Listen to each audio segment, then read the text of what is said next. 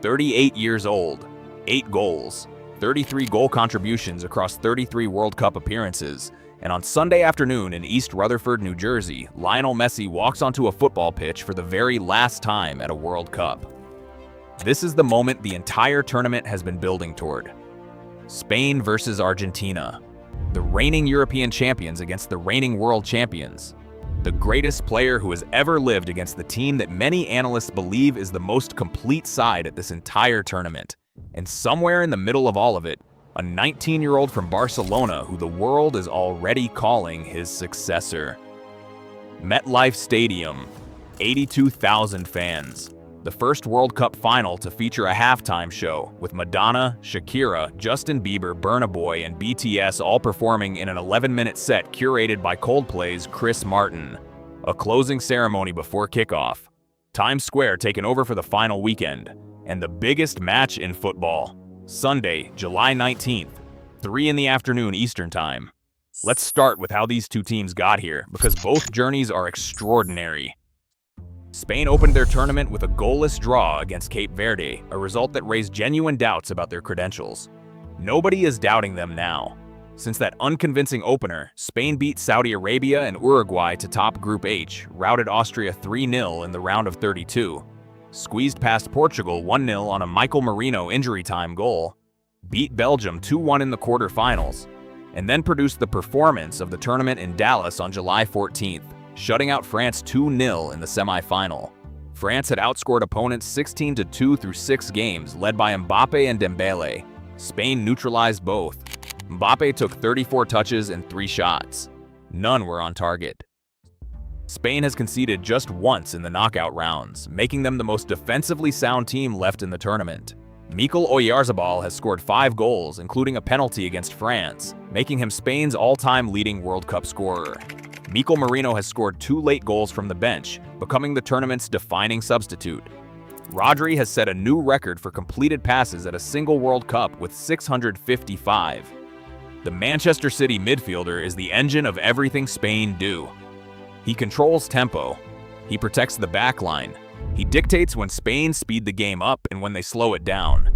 In a tournament full of extraordinary individual performances, Rodri's work may be the single most important contribution to any team's success. De La Fuente made the bold decision to drop Pedri for the second consecutive game in the semi-final, and it proved to be another masterstroke as Spain's midfield ran the show against France. Fabian Ruiz alongside Rodri in the double pivot is now the settled formula. Spain's predicted lineup is a 4-2-3-1 with Unai Simon in goal, Pedro Porro, Pau Cubarsí, Aymeric Laporte and Marc Cucurella across the back, Rodri and Fabian Ruiz in the double pivot, Dani Olmo as the number 10, Lamine Yamal on the right, Alex Baena on the left, and Mikel Oyarzabal leading the line. Yamal and Porro both trained separately from the group on Thursday, July 16th, the team's first session after the semi-final. De La Fuente played down any fitness concerns immediately after the training session, and there is nothing to suggest that Yamal will not be ready to start the final. Now Argentina, and their route to this final was built on something nobody planned for. Lionel Messi, at 38 years old, playing the best World Cup football of his life. Messi is tied for most goals in this tournament with 8, alongside Mbappe, and is second in assists with 4 behind only Michael Olise.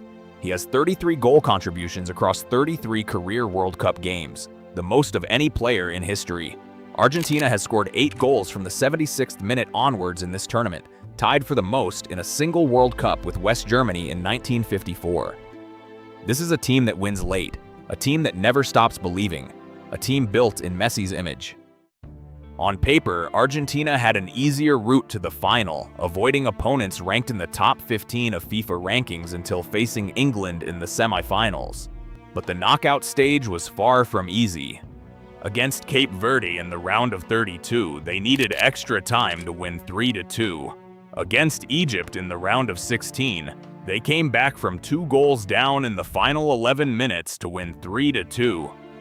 Against England in the semi-final in Atlanta, they came from a goal behind to win 2-1, with Messi assisting both goals and Lautaro Martinez heading a stoppage time winner. Argentina are the first team to have multiple second-half stoppage time game-winning goals in a single World Cup. They do not know when they are beaten. That is their most dangerous quality. Messi has reached the final in 8 out of 13 major tournaments with Argentina. He has been here before. He won it 4 years ago. And now, on Sunday, he has one final chance to do it again. Argentina's predicted lineup is a 4-1-3-2 with Emiliano Martinez in goal, Nahuel Molina, Cristian Romero, Lisandro Martinez, and Nicolas Tagliafico across the back, Leandro Paredes as the single pivot, Rodrigo de Paul, Enzo Fernandez, and Alexis Mac Allister in the midfield three, and Messi alongside Julian Alvarez up front. The head-to-head record between these sides is perfectly balanced. Spain and Argentina have met 14 times, with both teams winning 6 each. The lone competitive match between them came in the group stage of the 1966 World Cup, which Argentina won 2-1.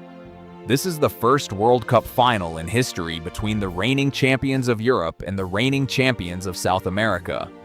The Copa America holders against the Euro holders. The last 2 continental champions on the grandest stage in football. There is also a storyline within this match that football could not have scripted more perfectly. Messi spent 21 years in Barcelona, rising through La Masia before becoming a club legend in Spain. Now, he has to beat Spain to win another World Cup. And then there is Lamine Yamal, 19 years old. He turned 19 on July 13th, the day before Spain beat France in the semi-final. He is being spoken about as the player who will inherit Messi's throne once this generation ends. And on Sunday, in New Jersey, the king and the heir play the same game on the same pitch for the last time. The tactical battle comes down to 2 specific problems. Argentina's system with 4 midfielders versus Spain's 4-2-3-1 formation creates a central overload that Rodri and Fabian Ruiz will need to manage throughout. If Enzo Fernandez and Mac Allister find pockets between Spain's midfield and defensive lines, Argentina can create in areas that have not been opened up in this tournament. Spain's defense, which has conceded just once in the knockouts, is the toughest test Argentina have faced since this tournament began. On the other side, Yamal against Tagliafico on Spain's right flank is the individual duel that could define the final. If Yamal gets space and time, he creates danger. Argentina's left back has had a solid tournament but has never faced a winger of Yamal's caliber in this competition. And Baena on the left against Molina provides Spain's secondary wide threat. The deciding factor may be the goalkeepers. Emiliano Martinez is one of the best in the world in shootout situations and at crucial moments. Unai Simon has been solid throughout Spain's campaign but has not been tested the way Martinez has in this knockout stage. If this final goes to extra time or penalties, Argentina have a meaningful edge in goal. Here is the prediction. Spain is the better team in this tournament. Their defensive record is historically good. Their system is immaculate. Their depth of quality at every position gives De La Fuente more options than any manager in this competition. On form, on structure, and on margin for error, Spain should win this match. But this is Messi's last dance. Argentina win late. Argentina always win late. And Messi does not lose World Cup finals. The call: Argentina won, Spain won after 90 minutes. Spain dominate the ball. Oyarzabal scores. Argentina find an equalizer through Messi or Lautaro in the final 20 minutes, because that is what Argentina do at this tournament. Extra time produces nothing. Argentina win on penalties with Emiliano Martinez saving at least one. Argentina become just the 3rd nation in history to win back-to-back World Cups, joining Italy in 1934 and 38, and Brazil in 1958 and 62. Messi lifts the trophy for the 2nd time, and then, finally, he walks off the pitch for the last time at a World Cup. Argentina won, Spain won after 90. Argentina win on penalties. The last dance ends with the trophy raised. What is your prediction for the final? Drop it in the comments. And if you have been watching the whole tournament with us, thank you. Subscribe now. It has been the greatest month of football most of us have ever seen.